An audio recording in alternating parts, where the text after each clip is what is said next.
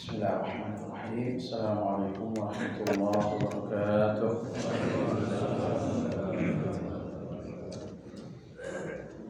Alhamdulillah, nahmaduhu wa nasta'inuhu wa nastaghfiruh wa na'udzu billahi min shururi anfusina wa min sayyiati a'malina.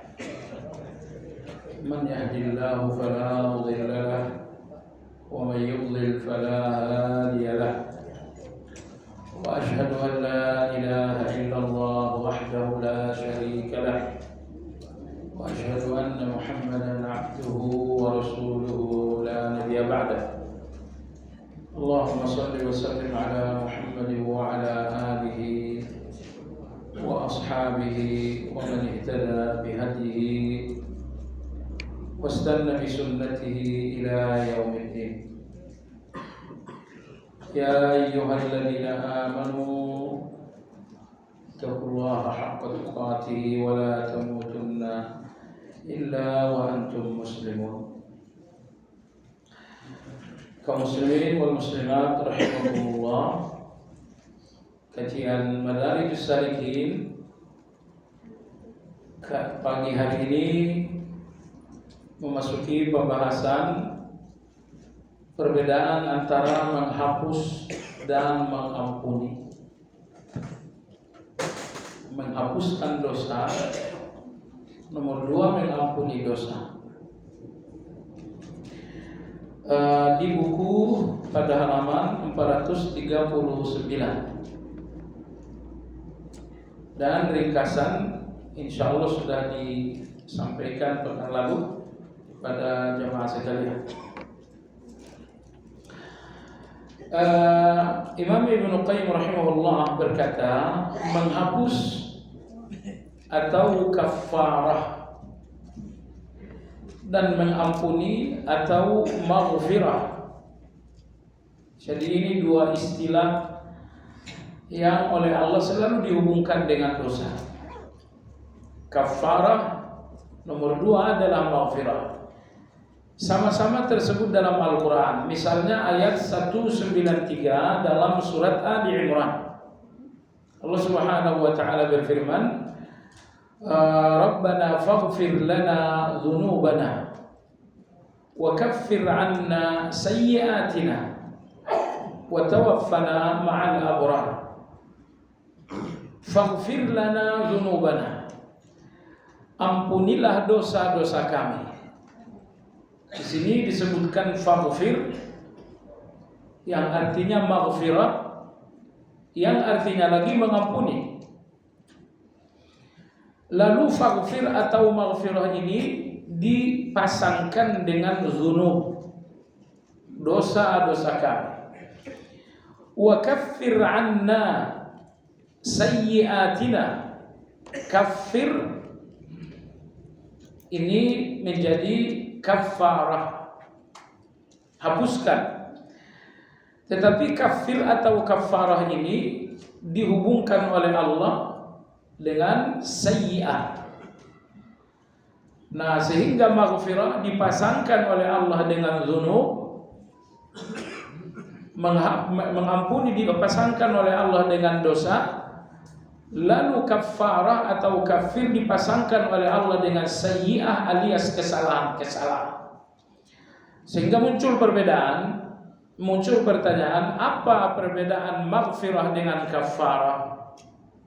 Dan apa pula perbedaan antara dzunub dengan sayyi'ah? Imam Ibnu Qayyim berkata, penyebutan keduanya secara bersamaan berhubungan dengan dosa besar, yaitu dzunub, dan dosa kecil, yaitu sayyi'ah. Nah, jadi Al-Quran menyebutkan dosa dengan istilah dzunub, juga dengan istilah sayyi'ah. Kalau Al-Quran menyebutkan dosa dengan istilah dzunub, berarti yang dimaksud adalah dosa besar. Dan ketika Al-Quran menyebutkan dosa dengan istilah sayyi'ah, berarti yang dimaksud adalah dosa-dosa kecil. Nah, nanti akan ada pembahasan lagi tentang apa dosa besar dan apa dosa kecil. Kemudian dalil bahwa sayyi'ah adalah dosa kecil. Kenapa sayyi'ah kita sebut artinya adalah dosa kecil? Dalilnya adalah ayat 31 dalam surat An-Nisa. Allah berfirman, in tajtanibu kaba'ira ma tunhauna anhu nukaffir ankum sayyi'atikum wa nudkhilkum mudkhalan karima. Jika kalian menghindari dosa-dosa besar. Nah, di sini dosa besar diistilahkan dengan kabair. Berarti dosa besar disebut dengan dzunub, disebut juga dengan kabair. In tajtanibu kabaira ma tunhauna anhu. Apabila kalian menghindari dosa-dosa besar yang dilarang atas kalian, nukaffir ankum sayyi'atikum, niscaya kami akan hapuskan kesalahan-kesalahan kalian. Wa nudkhilkum mudkhalan karima, dan kami pun akan memasukkan kalian ke tempat yang mulia. Karima, mulia, yaitu surga. Jadi coba kita lihat ayat ini. Allah berfirman, kalian lakukan satu hal, akan aku berikan dua hal. Lakukan satu hal, yaitu jauhi dosa-dosa besar. Jauhi dosa-dosa besar. Kalau kalian menjauhi dosa besar, maka pemberian Allah yang pertama, dosa-dosa kalian yang kecil akan dihapus. Lalu nomor dua, Allah akan memasukkan kalian ke dalam surga. Nah, apa yang menarik pada ayat 31 surat An-Nisa ini, perhatikan, terhapusnya dosa-dosa kecil dalam ayat ini bukan karena satu perbuatan baik yang dilakukan dalam bentuk perbuatan. Salat ini kebaikan dalam bentuk perbuatan. Umrah dan haji adalah kebaikan dalam bentuk perbuatan. Pada ayat 31 ini, terhapusnya dosa-dosa kecil dan masuknya ke dalam surga bukan karena satu kebaikan dalam bentuk perbuatan, tapi satu kebaikan dalam bentuk meninggalkan dosa besar. Karena meninggalkan dosa besar itu kebaikan juga, bukan? Kebaikan tapi bukan dalam bentuk perbuatan.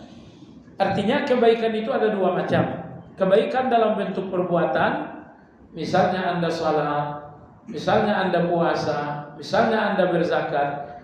Ini semuanya kebaikan-kebaikan dalam bentuk perbuatan nyata. Tapi kadang-kadang ada kebaikan tapi tidak bentuk perbuatan. Kebaikan itu hanya bersifat menahan diri. Nah, di sini dalam ayat ini, kalau kalian menahan diri dari dosa besar, menahan diri dari dosa besar tentu satu kebaikan, tapi bukan dalam bentuk perbuatan. Maka Allah Azza wa Jalla berfirman, kalian menjauhi dosa besar, satu kebaikan yang sesungguhnya tidak bersifat perbuatan. Hasilnya apa? Nukaffir ankum sayyi'atikum. Niscaya dosa-dosa kalian yang kecil akan diampuni. Wa nudkhilkum mudkhalan karima, dan kami akan masukkan kalian ke dalam tempat yang mulia. Tempat yang mulia yaitu surga. Dinamakan tempat yang mulia karena di dalam tidak ada satupun yang tercela. Ucapan-ucapan yang tercela tidak ada lagi. Perbuatan-perbuatan yang tercela tidak ada lagi. Makanya nikmatnya surga karena semuanya mulia. Semua orang surga berbicara, bertegur sapa dengan kata-kata yang mulia. Dan perilaku-perilaku di surga pun semuanya perilaku-perilaku yang mulia. Oleh sebab itulah surga dinamakan mudkhalan karimah.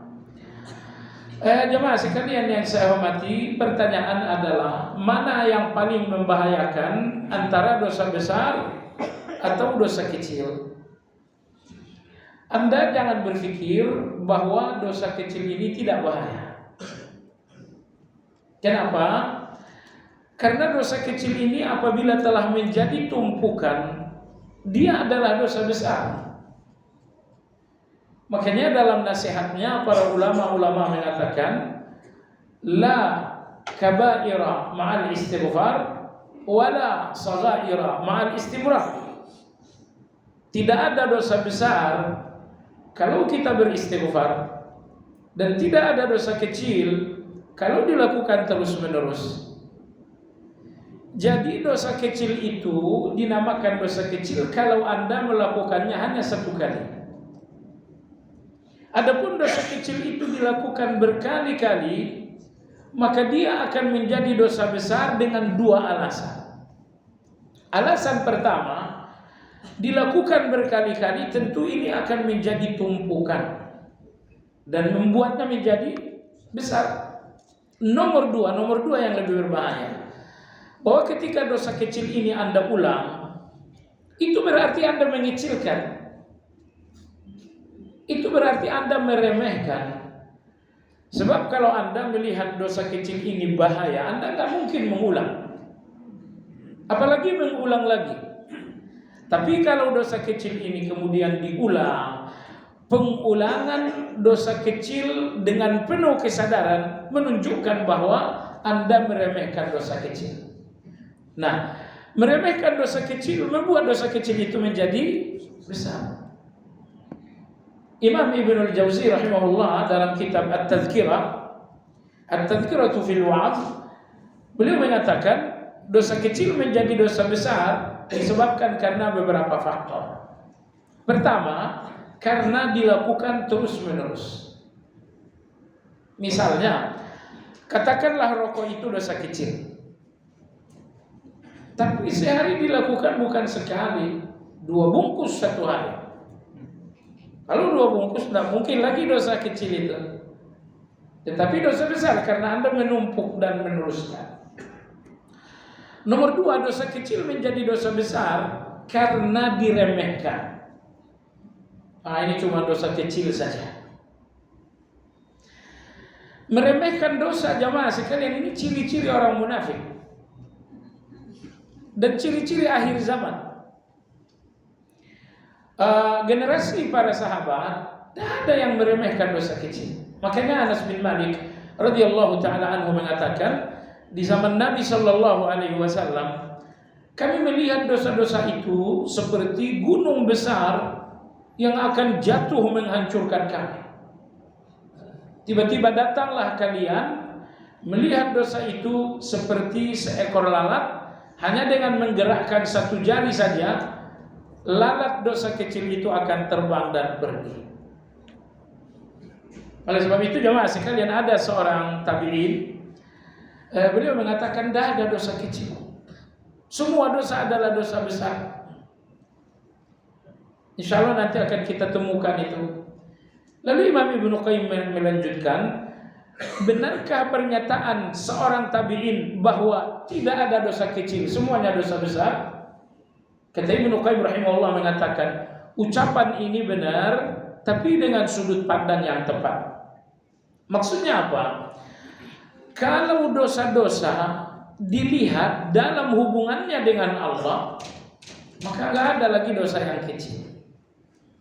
Semua dosa besar, tapi kalau dilihat dalam hubungannya dengan Allah Azza wa Jalla. Jemaah sekalian, semua orang yang melihat betapa agungnya Allah, maka dia tidak lagi melihat ada dosa yang kecil kepada Allah. Tidak ada dosa yang kecil kepada Allah bagi orang yang melihat keagungan Allah Azza wa Jalla. Dosa kecil itu hanya bagi orang yang tidak melihat keagungan Allah Azza wa Jalla. Saya sebutkan contoh dalam analogi sehari-hari. Anda membantah orang biasa aja. Tapi kalau Anda membantah orang tua, itu ternyata rasa-rasanya besar sekali. Kesalahannya sama, membantah dan membantah. Cuman ketika membantah itu hubungannya dengan orang tua, maka dia menjadi sesuatu yang besar. Tapi kalau membantah itu hubungannya dengan istri Anda, apalagi dengan anak Anda tidak merasa membantah itu sesuatu yang besar. Oleh sebab itulah beliau mengatakan, dosa kecil bagi orang yang melihat keagungan Allah Azza wa Jalla, tidak ada lagi dosa yang kecil. Semua dosa besar. Jemaah sekalian yang saya hormati, keagungan Allah ataupun jalal itu akan nampak bagi orang yang menyadari kekuasaan Allah Azza wa Jalla. Kalau Anda telah sadar tentang kekuasaan Allah, maka Anda akan melihat keagungan Allah. Dan kalau Anda telah melihat keagungan itu, Anda tidak lagi melihat ada dosa yang kecil untuk yang maha agung. Renungannya jamaah sekalian, tidak ada kekuasaan atas diri Anda sebesar dan semutlak kekuasaan Allah Azza wa Jalla. Dalam beberapa kajian sering saya sampaikan, Anda bisa melepaskan semua kekuasaan manusia. Anda bisa melepaskan kekuasaan atasan. Misalnya seorang prajurit, dia berada dalam kekuasaan komandan. Tapi prajurit bisa melepaskan kekuasaan itu. Misalnya dia mengundurkan diri dari kesatuan, lepaslah kekuasaan atasan. Seorang karyawan ada di dalam kekuasaan direktur. Tapi kalau karyawan ini kemudian resign, lepaslah kekuasaan direktur. Jadi semua kekuasaan manusia sangat mudah untuk Anda lepaskan. Masalahnya kekuasaan Allah atas Anda sama sekali nggak bisa Anda lepaskan. Rezeki Anda yang menentukan Allah. Sampai kapan Anda hidup yang menentukan Allah. Kapan Anda mati yang menentukan adalah Allah Azza wa Jalla. Apakah Anda mati su'ul khatimah, husnul khatimah? Allah yang menentukan. Anak-anak Anda soleh atau jangan-jangan besok jadi pelaku narkoba, yang menentukan Allah. Istri Anda setia atau besok menjadi seorang pengkhianat, yang menentukan adalah Allah Azza wa Jalla. Kesimpulan, semua keinginan Anda 100% ada dalam ketentuan Allah Azza wa Jalla. Anda masih hidup sampai nanti sore, itu Allah yang memutuskan. Anda masih beriman sampai besok pagi, itu Allah yang memutuskan. Jadi tidak ada satupun keinginan Anda, melainkan semuanya ada dalam kuasanya Allah. Kuasanya Allah. Rezeki Anda adalah kuasanya Allah. Mati hidupnya Anda adalah kuasanya Allah. Sakinah atau berantakannya rumah tangga Anda, semuanya dalam kuasanya Allah. Maka jamaah sekalian, cobalah lebih dalam lagi Anda renungi kekuasaan Allah atas Anda 100%. Karena kekuasaan itu 100%, maka Anda nggak mungkin melepaskan kekuasaan itu.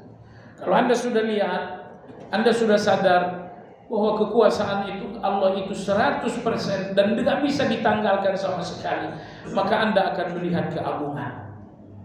Anda akan melihat keagungan. Nah, saat Anda telah melihat keagungan itu, maka Anda pun akan sadar, gak ada dosa kecil untuk yang Maha Agung.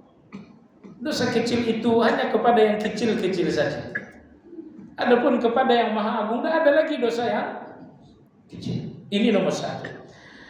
Nomor dua, Anda tidak lagi melihat dosa kecil karena melihat keagungan Allah. Nomor dua, Anda pun tidak lagi melihat ada dosa kecil kalau Anda melihat jamal, kebaikan-kebaikan Allah Azza wa Jalla. Kalau Anda melihat kebaikan-kebaikan Allah, Dialah yang maha baik dengan anggota tubuh Anda yang sangat lengkap. Dialah yang maha baik dengan sepasang orang tua yang sangat mulia untuk Anda. Dialah yang maha baik dengan putra-putri yang saleh untuk Anda. Dialah yang maha baik, bahwa pintu rezeki Anda adalah pintu yang halal. Dialah yang maha baik, dialah yang maha baik. Kalau Anda telah melihat kemahabaikan ini, Anda pun tidak lagi melihat ada dosa kecil kepada yang baik.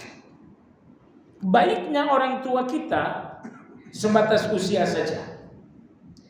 Lebih dari batas usia selesai kebaikan orang tua.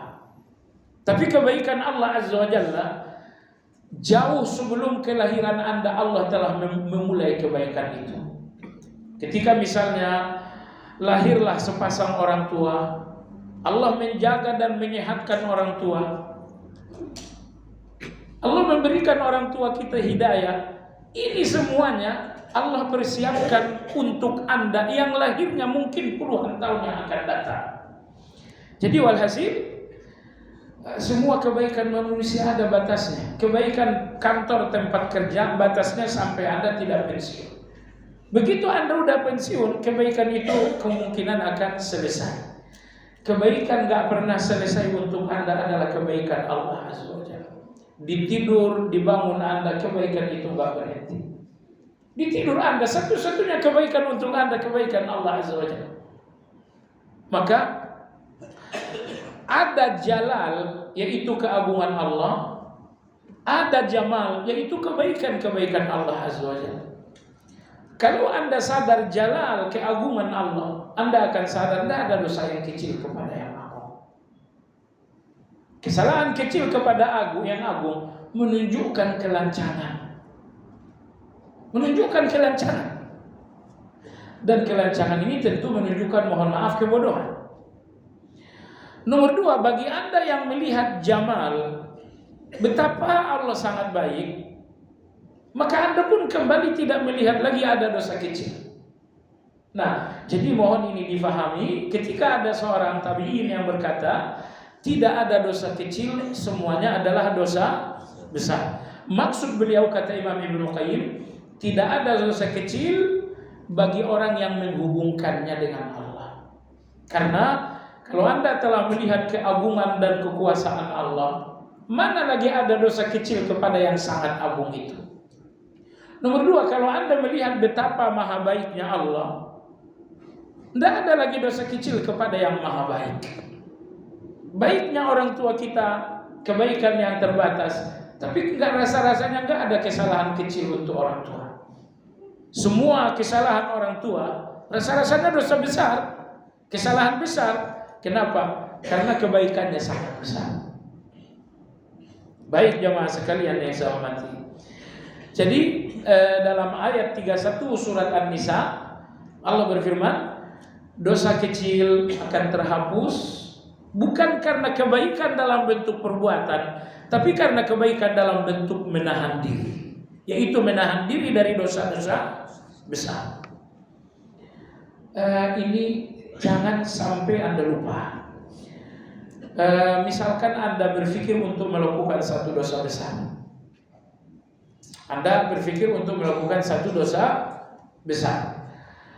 Ingat, kalau dosa besar ini Anda jauhi, akan banyak dosa-dosa kecil Anda yang dihapus oleh Allah. Baik jamaah sekalian. Jadi tadi kita katakan faktor-faktor yang membuat dosa kecil menjadi besar. Pertama adalah karena terus-menerus. Yang kedua karena diremehkan. Nomor tiga, karena dilakukan secara terang-terangan. Dosa kecil, kalau Anda telah melakukannya secara terang-terangan, itu artinya undangan.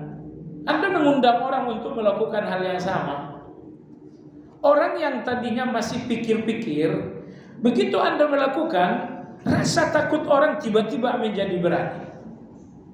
Tadinya orang takut, tapi kemudian mereka jadi berani. Setelah Anda pamer dengan dosa, Anda pamer dengan dosa besar tersebut, dosa kecil tersebut.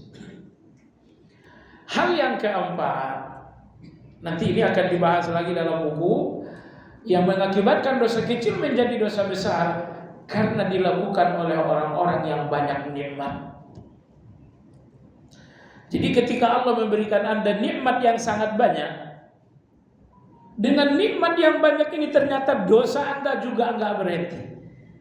Nah, dosa-dosa kecil bersamaan dengan nikmat Allah yang banyak, ini adalah dosa menjadi dosa besar. Mohon maaf, ada golongan tertentu yang memiliki garis keturunan bersambung dengan Nabi. Itu nikmat atau bukan? Nikmat. Dosa mereka nggak sama dengan dosa kita. Dosa mereka bersamaan dengan nikmat yang luar biasa. Dosa bersamaan dengan nikmat yang luar biasa. Dosa ini menjadi dosa yang besar, bukan lagi dosa kecil. Jadi jangan terlalu nyaman dengan nasab yang mulia itu, karena dosa bersamaan dengan nasab yang mulia bukan lagi dosa yang kecil, dosa yang besar. Allah berfirman tentang istri-istri Nabi SAW, ya nisa'an Nabi, may ya'ti minkunna bifahishatin mubayyinah yudha'af laha al-'adzab wa kana dzalika 'ala Allah yasira. Wahai kalian istri-istri Nabi, kehidupan kalian sambung dengan kehidupan Nabi. Maka siapa di antara kalian melakukan dosa dan kekejian, hukuman dan azab akan dilipat gandakan. Maka siapapun yang punya hubungan khusus dengan seorang nabi, dosanya bukan sama dengan dosa orang-orang awam, tapi dosanya dilipat gandakan oleh Allah Azza wa Jalla. Oleh sebab itu jamaah sekalian, anak gadis berzina, lalu seorang wanita yang punya suami berzina, seorang istri yang berzina ini hukumannya dalam Islam dirajam sampai mati. Tapi gadis yang berzina ini dalam Islam hukumannya dicambuk 100 kali. Zina, nggak beda, ini sama-sama zina dua-duanya. Tapi kenapa hukuman untuk wanita yang telah berkeluarga lebih besar? Karena Allah telah memberinya nikmat rumah tangga. Allah telah memberinya nikmat pernikahan. Ternyata dengan nikmat rumah tangga, dengan nikmat pernikahan, dia masih saja melakukan perbuatan keji. Maka hukumannya berbeda dengan gadis yang memang Allah belum berikan nikmat pernikahan. Nah, maka oleh sebab itu, penyebab keempat, dosa menjadi dosa besar, dosa kecil menjadi dosa besar apabila dilakukan ahlun ni'mah, apabila dilakukan oleh orang-orang yang memiliki nikmat. Anda yang punya uang banyak, Anda yang punya jabatan tinggi, dosa Anda gak sama dengan dosa orang yang hidupnya serba pas-pasan. Ini kenapa nikmat dalam kehidupan Anda menuntut syukur. Dan setiap dosa-dosa Anda ini bukti bahwa Anda tidak bersyukur. Bukti bahwa Anda gak bersyukur. Kenapa? Ada nggak satu dosa tanpa nikmat Allah? Nggak ada. Semua dosa pasti dengan nikmat Allah Azza wa Jalla. Untuk ghibah saja Anda harus menggunakan nikmat Allah yang bernama lisan, yang bernama kemampuan berbicara. Baik jamaah sekalian. Jadi inilah 4 hal yang membuat dosa kecil menjadi dosa besar. Berikutnya pertanyaan lagi jamaah sekalian, manakah yang lebih membahayakan? Antara dosa kecil atau dosa besar? Tidak begitu gampang untuk mengatakan dosa besar lebih berbahaya daripada dosa kecil. Kenapa? Pertama, karena dosa besar biasanya disertai dengan rasa takut, disertai dengan rasa malu. Sehingga jamaah sekalian, dosa besar disertai dengan rasa malu, disertai dengan rasa takut, dosa besar ini akan turun atau bahkan menjadi hapus. Karena Anda tahu rasa takut itu menghapus dosa besar. Ataupun rasa malu kepada Allah, ini pun akan mengurangi atau menghapus dosa besar. Jamaah sekalian, segampang itukah dosa besar hilang dengan rasa malu, dengan rasa takut kepada Allah? Jamaah sekalian yang saya hormati, fahami sebaik-baiknya, kebaikan paling dahsyat menghapus dosa-dosa Anda adalah kebaikan dalam bentuk ibadah-ibadah hati. Jadi ada ibadah-ibadah lahiriah dalam bentuk ucapan, dalam bentuk perbuatan, tapi ada ibadah-ibadah hati. Di dalam agama kita jemaah sekalian, tidak ada kebaikan sedahsyat ibadah hati menghapuskan dosa-dosa. Tidak ada. Makanya Nabi kita bercerita seorang pelacur dihapus dosanya karena sedekah kepada anjing. Sebenarnya bukan sedekah itu yang menghapuskan dosa itu. Tapi wanita ini ketika bersedekah, dia mengatakan, hari ini akan kulakukan sesuatu sebagai cintaku kepada Allah. Karena Allah buka hatinya saat itu betul-betul sedang mencintai Allah. Lalu sedekah kepada anjing ini sedekah yang kecil, lebih kecil lagi karena untuk anjing. Tapi bagaimanapun wanita ini melakukannya karena cinta. Maka hapuslah dosa tadi. Nah, begitu juga dengan seorang laki-laki tukang bongkar makam. Dihapus oleh Allah dosa-dosanya bukan karena satu kebaikan, sholat, jihad, bukan, tapi karena dalam hati ada rasa takut kepada Allah Azza wa Jalla. Atau misalnya seorang laki-laki sepanjang hayat tidak pernah melakukan kebaikan, kata Nabi. Tidak pernah sholat, tidak pernah berjihad, tidak ada kebaikan sama sekali. Cuman selalu menghapuskan hutang orang lain. Dan setiap kali menghapuskan hutang, dia mengatakan, semoga Allah menghapuskan dosa-dosa kita. Ini namanya berharap. Ini namanya optimisme. Dan di depan Allah, dosa-dosanya semuanya dihapus oleh Allah. Jadi pelacur, dosanya dihapus oleh Allah dengan ibadah hati yang bernama cinta. Si tukang bongkar makam, dosa-dosa sepanjang hayat dihapus oleh Allah dengan khauf, rasa takut. Nomor 3, seorang laki-laki sepanjang hayat enggak pernah berbuat baik, itu artinya berdosa. Diampuni oleh Allah karena harapan kepada Allah Azza wa Jalla. Makanya jemaah sekalian, jangan sampai Anda tertipu bahwa Anda merasa kebaikan-kebaikan lahiriah ini menghapus dosa lebih dahsyat daripada kebaikan-kebaikan hati. Tidak. Hati Anda yang ikhlas, hati Anda yang tawakal, hati Anda yang takut kepada Allah, itu semua pembersih-pembersih dosa yang sangat luar biasa. Maka saya tegaskan sekali lagi, kalau ada yang bertanya, kebaikan jenis apakah yang paling luar biasa menghapus dosa? Jawabannya adalah kebaikan-kebaikan dalam bentuk ibadah hati. Kebaikan-kebaikan dalam bentuk ibadah hati ini sangat dahsyat menghapuskan dosa. Nah, jadi kita kembali kepada ayat 31 dalam surat An-Nisa.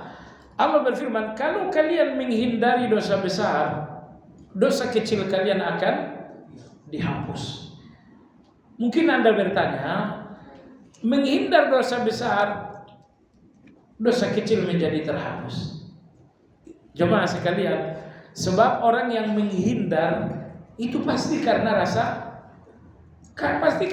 takut kepada Allah Azza wa Jalla.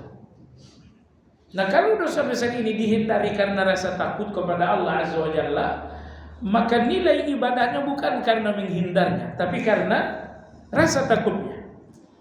Karena bisa aja orang menghindari dosa karena melindungi kehormatan. Saya nggak boleh korupsi, nanti apa kata orang? Ini menghindari dosa besar, tapi bukan dengan rasa takut kepada Allah Azza wa Jalla. Tetapi dia menghindari dosa besar untuk melindungi nama baik. Artinya dia menghindari dosa besar untuk membangun citra diri. Nah, jadi oleh sebab itu, kalau ayat 31 tadi mengatakan dosa kecil kalian dihapus apabila kalian menghindari dosa besar. Lalu pertanyaan, di mana nilai menghindari dosa besar itu sehingga dosa kecil menjadi hapus? Nilainya karena di dalam menghindari dosa besar terdapat rasa takut kepada Allah Azza wa Jalla. Dalam hadis riwayat Abu Hurairah radhiyallahu anhu, hadis sahih riwayat Bukhari Muslim, 1 dari 7 orang yang akan dinaungi pada hari kiamat oleh Allah Azza wa Jalla adalah seseorang yang menemukan peluang untuk berbuat zina. Kata Nabi, wa rajulun da'atuhum ra'atun zat mansibin wa jamal. Ada seorang laki-laki yang diajak berzina oleh seorang wanita yang cantik dan dari kalangan atas. Karena cantik itu dari kalangan atas beda dengan cantik dari kalangan bawah. Cantik bawah itu perawatan kurang. Tapi kalau cantiknya kelas atas, itu perawatan sebulan saja 20 juta. 1 bulan ya. Jadi kata Nabi, ada seorang laki-laki diajak berzina oleh seorang wanita yang cantik dari kalangan atas. Tiba-tiba laki ini mengatakan, inni akhafullah. Keberanian saya hilang karena takut kepada Allah. Subhanallah. Apabila dosa besar itu Anda jauhi semata-mata karena takut kepada Allah Azza wa Jalla, dosa-dosa kecil ini semuanya dihapus oleh Allah Azza wa Jalla. Baik. Dan padahal tadi kita sudah sampaikan bahwa dosa-dosa kecil tidak lebih enteng. Dan dosa-dosa besar seringkali bukan bahaya. Maka tadi kita katakan, dosa besar bersamaan dengan rasa takut akan hilang. Tapi dosa kecil Anda tanpa rasa takut, ini gak hilang sama sekali. Jadi sekali lagi, jangan lagi berpersepsi dosa kecil itu tidak berbahaya, dosa besar itu berbahaya. Ini persepsi enggak sebetulnya betul. Karena kalau dosa besar bersamaan dengan rasa takut, itu justru akan hilang. Tapi dosa kecil di mana tidak ada rasa takutnya, ini justru tidak akan hilang. Baik. Kita lanjutkan. Dalam hadis riwayat Imam Muslim, Nabi SAW bersabda, antara salat wajib dengan salat wajib berikutnya, antara Jumat dengan Jumat berikutnya, antara Ramadan dengan Ramadan berikutnya, menghapuskan dosa-dosa sayyiat yang terjadi di celah-celahnya sepanjang menjauhi dosa besar. As-salawatul khams wal jum'atu ila al-jum'ah wa Ramadan ila Ramadan mukaffiratun lima bainahunna idza jtunibatil kaba'ir. Bisa juga dibaca idza jtanabal kaba'ir. Jadi dari satu salat wajib ke salat wajib berikutnya menghapus dosa-dosa kecil. Dari satu Jumat ke Jumat berikutnya, karena tidak selamanya dosa terjadi antara satu salat dengan salat lain. Ya, maka antara Jumat dengan Jumat berikutnya menghapus. Antara Ramadan dengan Ramadan berikutnya menghapus. Jadi ada pembersih harian, itu salat. Ada pembersih mingguan, Jumatan. Ada pembersih tahunan, yaitu Ramadan. Pertanyaannya, dosa-dosa apa yang terhapus? Dosa-dosa kecil. Apapun dosa-dosa besar ini gak akan terhapus. Nah, jemaah sekalian, Imam Nawawi ketika memberi keterangan hadis ini dalam Syarah Sahih Muslim, beliau mengatakan, sebenarnya masih ada kasih doa seseorang muslim. Pasalnya begini, kata Imam Nawawi, begitu Anda menyempurnakan wudu, menghapuskan dosa. Begitu Anda berjalan menuju masjid, langkah-langkah ini menghapuskan dosa. Begitu di masjid Anda bacakan amin bersamaan dengan imam, itu pun menghapuskan dosa. Lalu setiap kali Anda rukuk dan sujud, dosa-dosa ditaruh di atas kepala. Ketika Anda rukuk, ketika Anda sujud, maka dosa-dosa itu pun gugur. Maka Imam Nawawi rahimahullah ta'ala mengatakan, ini pembersih yang sangat luar biasa bagi seorang muslim. Anda kalau istiqamah salat wajib saja berjamaah, ada orang yang sangat bersih insyaallah ta'ala. Makanya kita kalau melihat orang yang salat wajib apalagi berjamaahnya istiqamah, kita sangat optimisme terhadap orang ini akan selamat di depan Allah Azza wa Jalla. Karena wudunya menghapus dosa. Langkah-langkahnya menuju masjid menghapus dosa. Begitu ia takbir, semua dosa ditaruh di atas kepala. Setiap rukuk, setiap sujud semuanya gugur. Begitu ia bacakan amin bersamaan dengan imam, itu pun menghapus dosa. Apalagi setelah sholat kemudian dia istighfar, hapus lagi dosanya. Nah, lalu Imam Nawawi rahimahullahu ta'ala berkata, dengan banyaknya penghapus-penghapus dosa seperti ini, lalu dosa-dosa kecil atau sayyiat ini hapus. Kata Imam Nawawi rahimahullah, maka dosa-dosa besar diharapkan akan terhapus. Selanjutnya Imam Nawawi rahimahullah ta'ala mengatakan, apabila dosa kecil telah terhapus, dosa besar juga terhapus, sementara orang ini masih melakukan ini semuanya, wudu, ke masjid jalan kaki, sholat berjamaah dan lain-lain, dosa kecil sudah hapus, dosa besar sudah hapus, apalagi yang dihapus kalau semuanya udah hapus? Kata Imam Nawawi rahimahullah, penghapus-penghapus ini akan berubah menjadi derajat, akan berubah menjadi poin. Jadi kalau kemain poin Anda dalam kebaikan, poin Anda misalnya 70 poin saja Anda punya poin dalam kebaikan, maka penghapus kalau tidak menemukan dosa lagi, penghapus ini akan naik menjadi derajat, akan naik menjadi poin.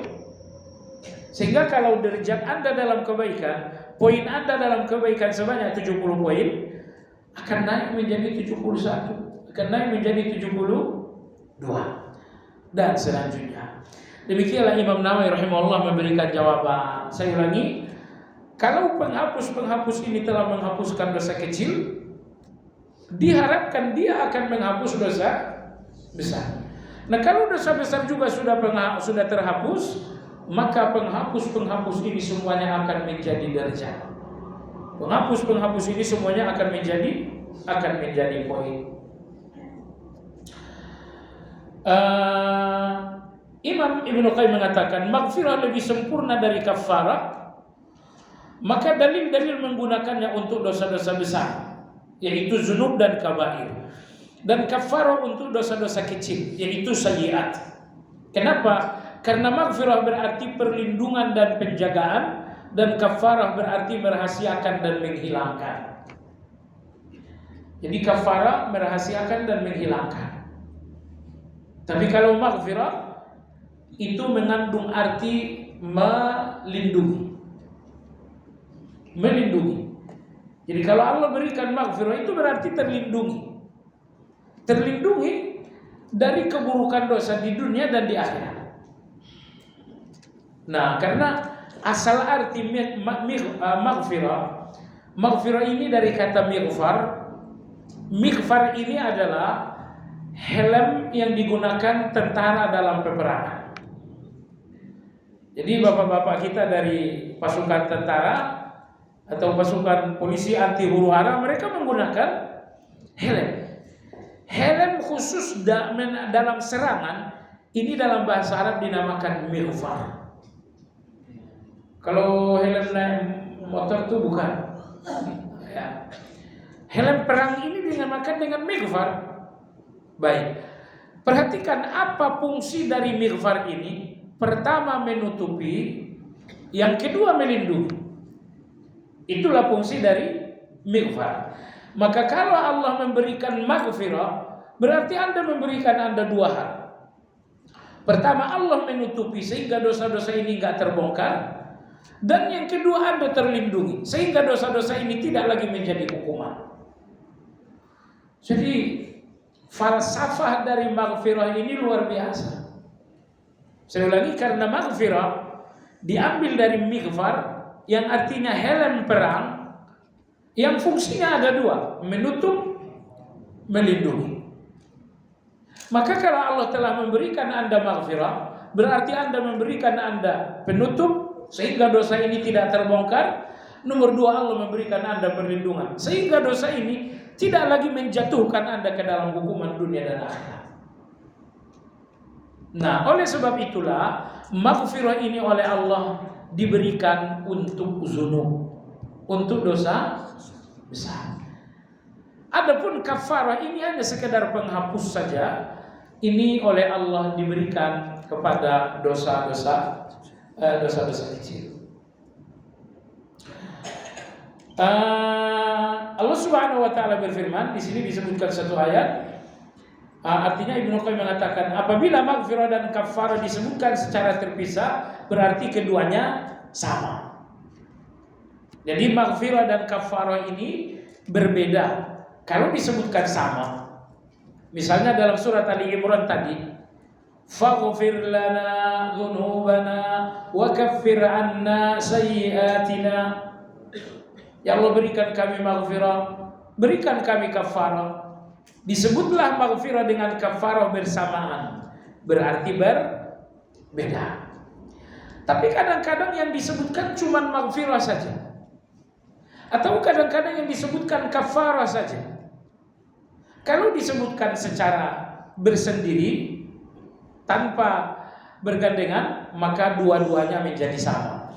Misalnya dalam ayat 2 surat Muhammad, Allah Subhanahu wa taala berfirman, وَالَّذِينَ آمَنُوا وَعَمِلُوا الصَّالِحَاتِ وَآمَنُوا بِمَا نُزِّلَ عَلَى مُحَمَّدٍ وَهُوَ الْحَقُّ مِنْ رَبِّهِمْ. Orang-orang yang beriman lalu beramal saleh, kemudian beriman kepada apa yang diturunkan kepada Muhammad, dan itu adalah kebenaran, kaffara anhum sayyi'atihim wa aslaha balahum. Niscaya Allah akan menghapus dosa mereka dan memperbaiki keadaan mereka. Dalam ayat ini hanya disebutkan kaffara, tidak disebutkan maghfirah. Kalau disebutkan cuma satu, berarti sama dengan maghfirah.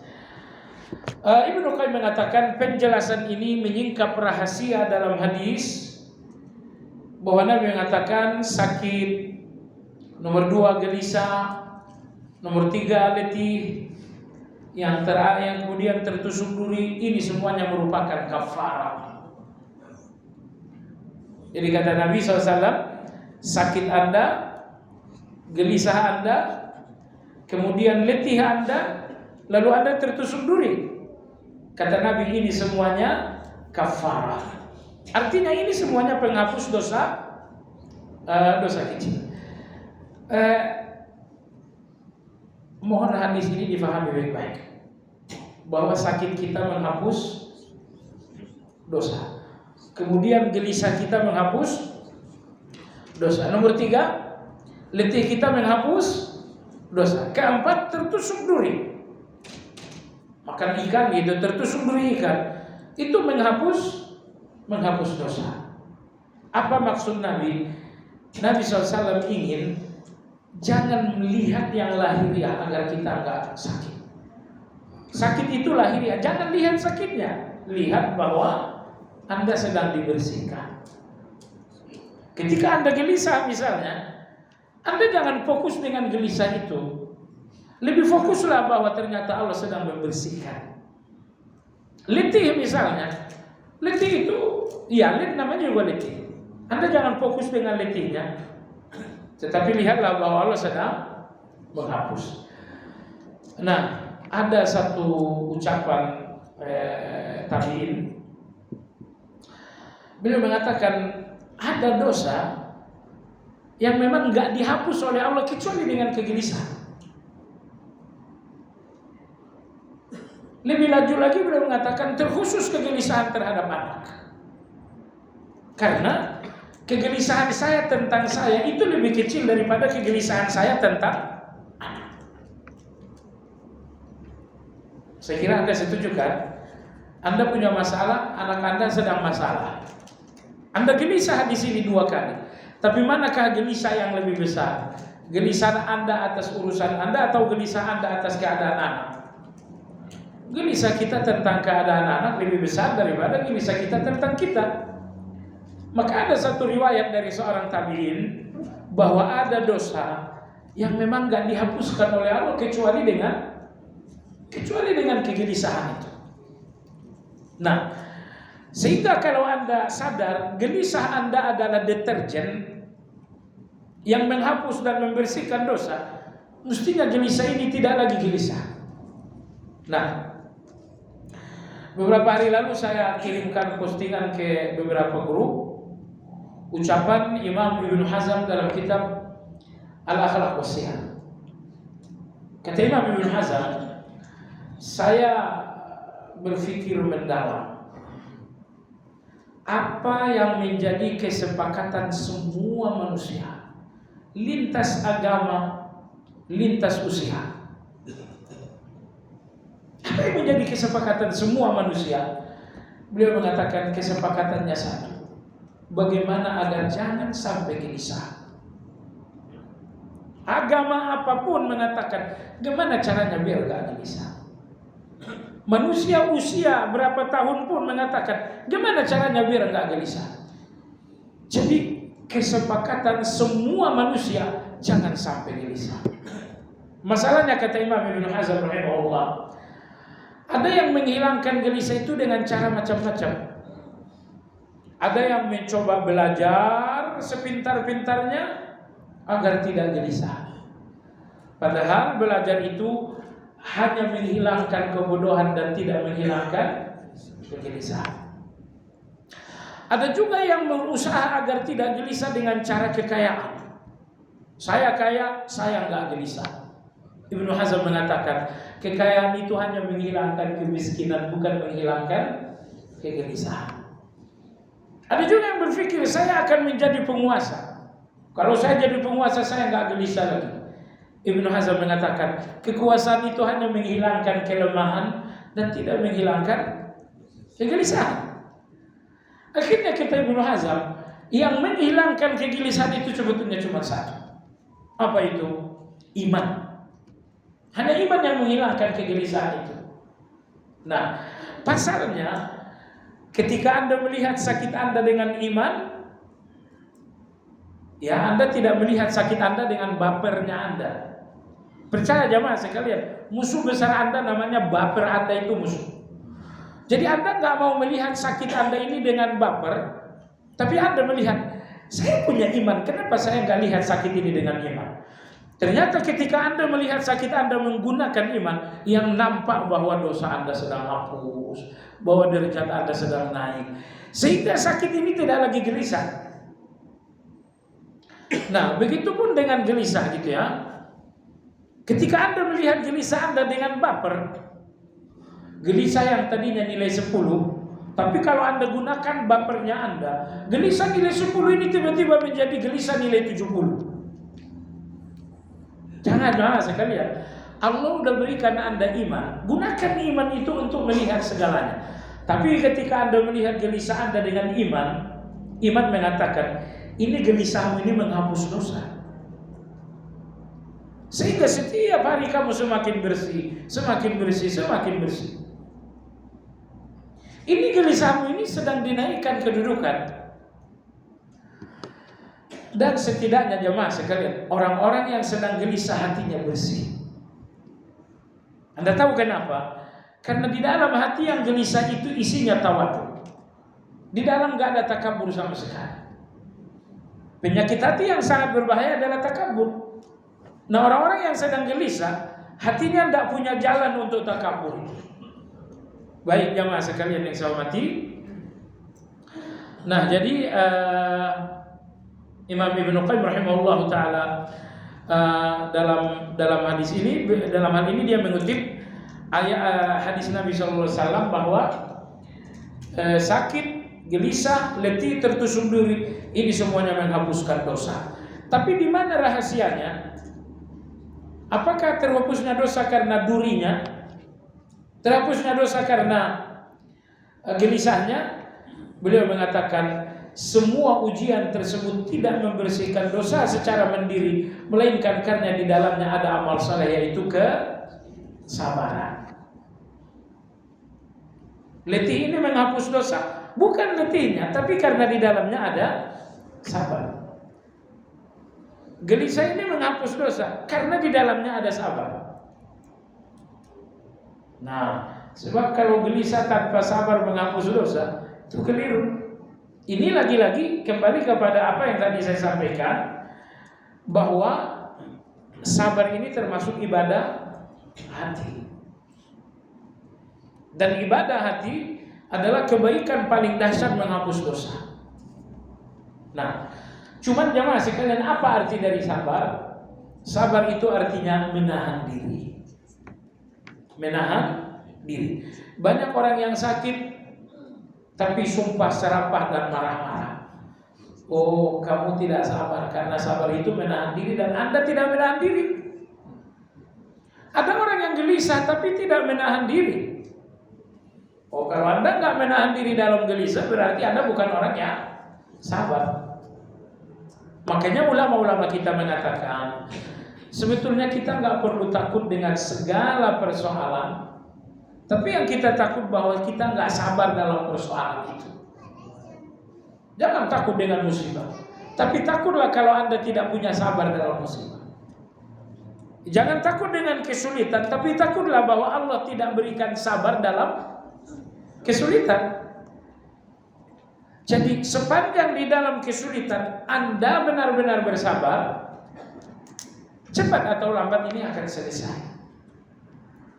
Allah hanya sedang membersihkan Anda. Masa saya dibersihkan udah 2 tahun?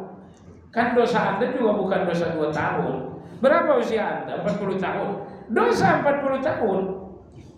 Dosa 40 tahun. Gini, Anda punya uang 1 juta, hilang 100.000. Sudut pandang Anda ada 2 nih. Kalau Anda melihat yang sisa 100.000 ini nggak sedih.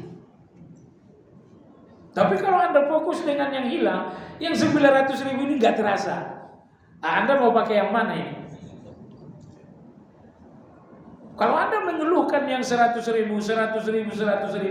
Anda nggak sadar di kantong Anda masih. Tapi kalau justru Anda fokus dengan yang 900.000, yang 100.000 ini kecil. Duit kamu hilang 100.000. Ya. Itu kan kuota 2 bulan. Yang sisa masih 900.000, kuota setahun. Tuh. Jadi zalimnya manusia atau dangkalnya manusia, fokus dengan yang 100.000 sehingga nggak sadar masih ada 900.000. Makanya jamaah sekalian, orang yang paling tinggi di dalam kesulitan adalah orang yang bersyukur. Orang yang paling tinggi di dalam musibah adalah orang bersyukur. Karena orang yang bersyukur, mereka melihat yang sisa dan nggak melihat yang pergi. Anak saya wafat 1, tapi sisa 3. Orang-orang yang syukur itu melihat ini masih sisa, sehingga dia tidak banyak menghabiskan pikiran untuk yang pergi. Nah, itu syukur. Tapi kalau Anda bukan tipe orang yang syukur, Anda nggak melihat yang sisa ini, sehingga Anda fokus dengan yang hilang. Jadi perhatikanlah jamaah sekalian, kalaupun Allah menguji Anda dalam satu masalah, tapi dalam banyak masalah Allah memberikan Anda nikmat. Lihat nikmat yang banyak ini agar musibah ini menjadi semakin kecil. Baik, insya Allah yang akan datang adalah hukum taubat yang ke-14, yaitu di antara 2 taubat. Demikian, semoga kajian ini berkah dan manfaat. Bagi Anda yang bertanya, dipersilakan.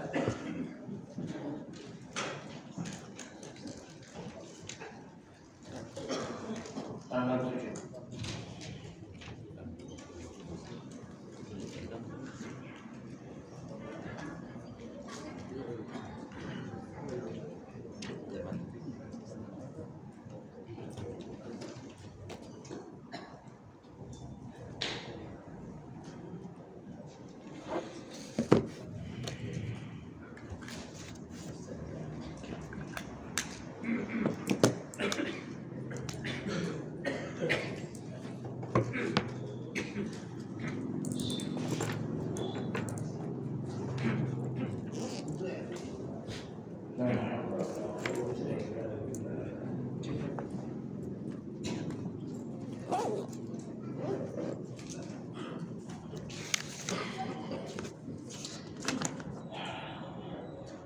Bagaimana diketahui bahwa manusia kemampuannya terbatas, lemah, dan banyak keluh kesah?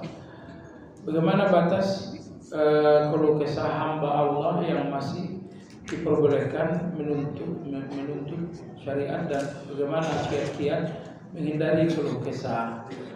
Jemaah sekalian, Anda tidak dilarang keluh kesah. Anda dalam agama nggak melarang Anda keluh kesah. Agama ini hanya memerintahkan Anda agar menempatkan keluh kesah itu di tempat yang pas.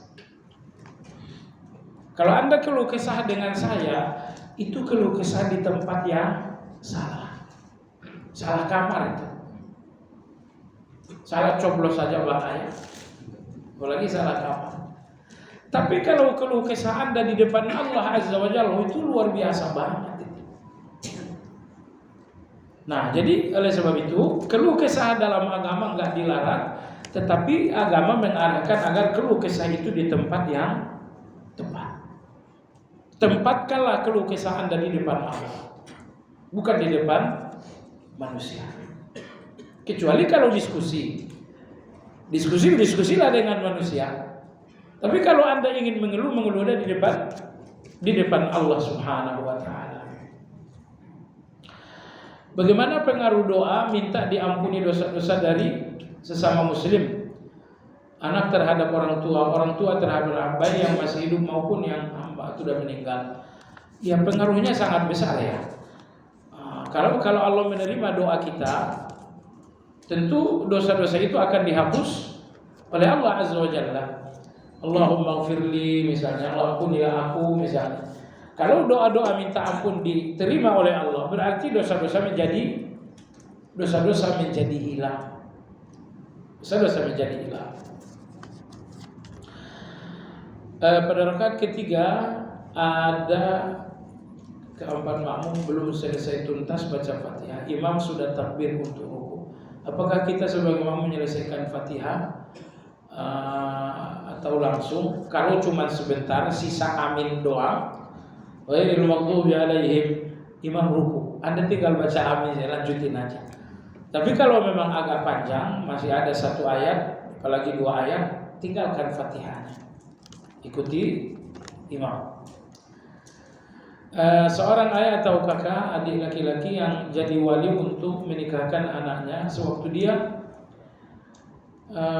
mengucapkan ijab kabul kurang lancar atau sedikit tersendat di awalnya, sedangkan calon mempelai pria dengan lancar menjawabnya, penghulu menyatakan sah nikahnya. Setelah para saksi bilang sah, semuanya sah.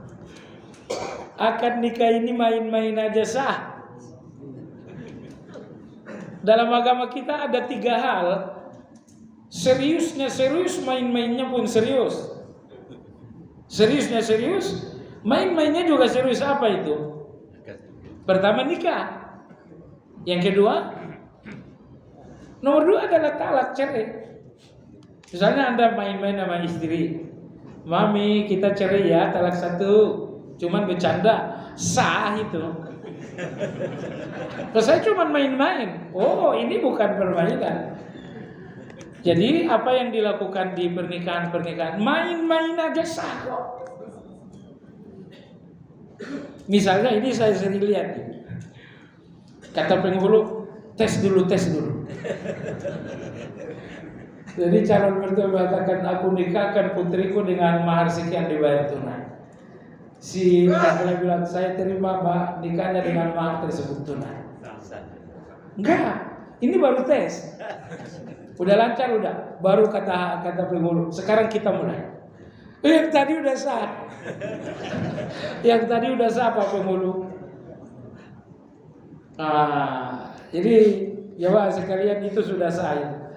Kita masbuk, imam telah ruku atau sujud, apakah kita mau juga langsung ikut ruku sujud? Ya, langsung ruku sujud dengan 2 kali takbir.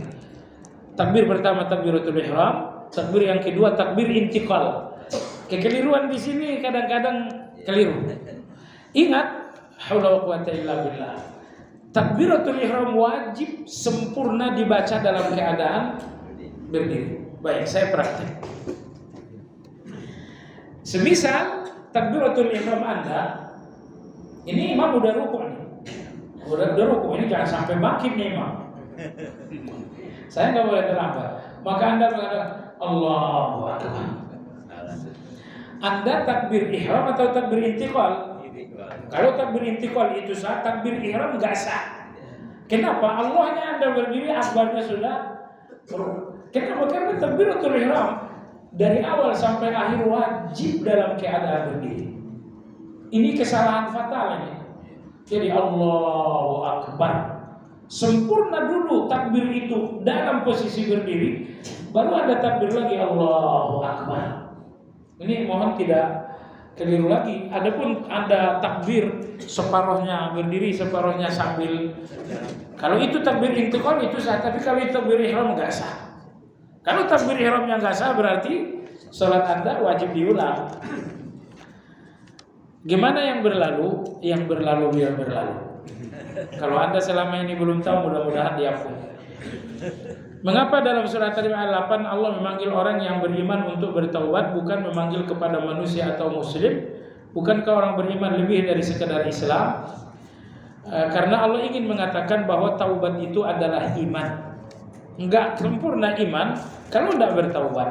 Makanya Nabi kita pun bertaubat. Apakah suatu ibadah yang dinilai sah secara syar'i pasti diterima dan mendapat pahala dari Allah Subhanahu wa taala? Jawabannya insyaallah. Kalau secara syar'i telah sah, rukunnya, syaratnya itu sudah terpenuhi, maka insyaallah itu diterima oleh Allah.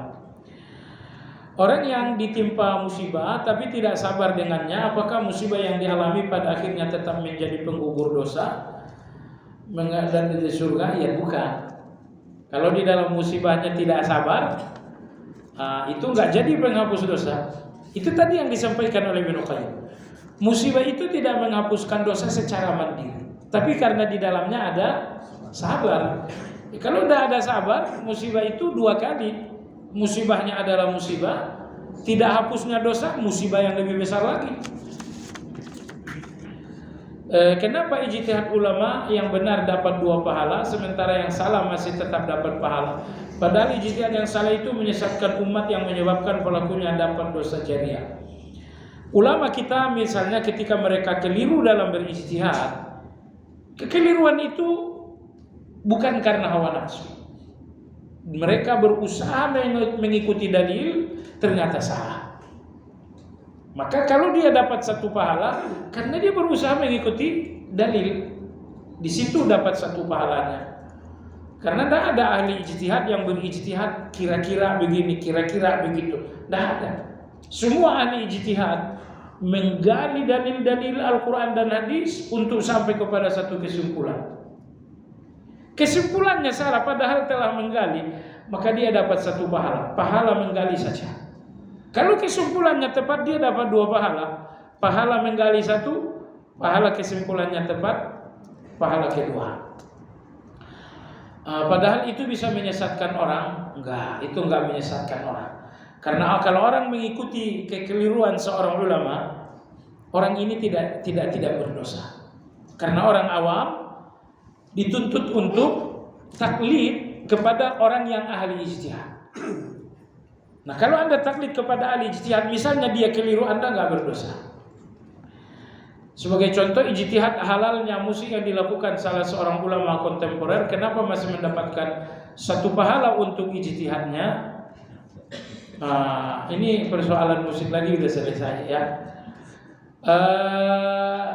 Kalau dia berusaha mengikuti Imam Ibnu Hazm aja lah.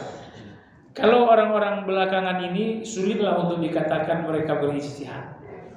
Karena kadang-kadang kejujuran hati manusia itu hanya Allah yang tahu. Di antara ulama yang membenarkan musik adalah Imam Ibnu Hazm. Subhanallahil azim, tanpa Anda pikir seorang tokoh tasawuf, beliau imam yang mulia, Imam Ghazali rahimahullah, beliau juga membenarkan musik. Beliau membenarkan musik. Dan beliau membenarkannya menggunakan kaidah yang sangat kuat.